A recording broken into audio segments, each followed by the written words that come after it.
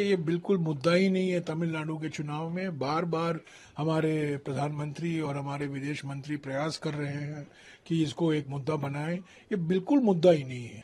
जो हकीकत है, जो 6 लाख तमिलों को नागरिकता दी गई इंदिरा गांधी जी के जमाने में, उसकी तो बात नहीं कर रहे हैं। जो असली बातें हैं, बेरोजगारी, महंगाई, बढ़ती हुई आर्थिक विषमताएं, जो हमारे संविधान पर हमला हो रहा है, जो राज्यों का हक छीना जा रहा है, इस पर तो बात ही नहीं करते।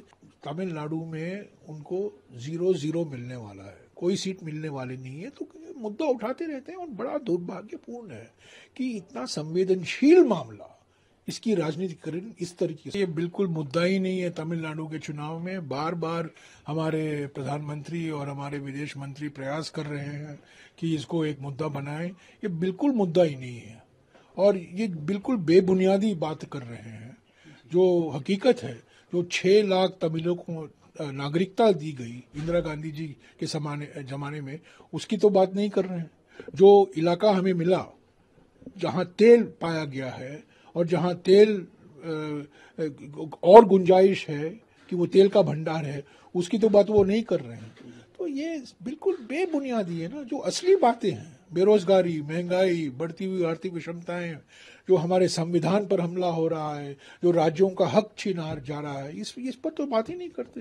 ये सब कुछ जानते हैं। उनको तमिलनाडु में उनको 0-0 मिलने वाला है, कोई सीट मिलने वाली नहीं है। तो मुद्दा उठाते रहते हैं और बड़ा दुर्भाग्यपूर्ण है कि इतना संवेदनशील मामला, इसकी राजनीतिकरण इस तरीके से हो रहा है। दिग्विजय सिंह जी ने उसमें कहा है कि वहाँ कौन रहता है, मैं पूछना नहीं, वो मैं तो ये सब ये मुद्दा नहीं है हमारे लिए।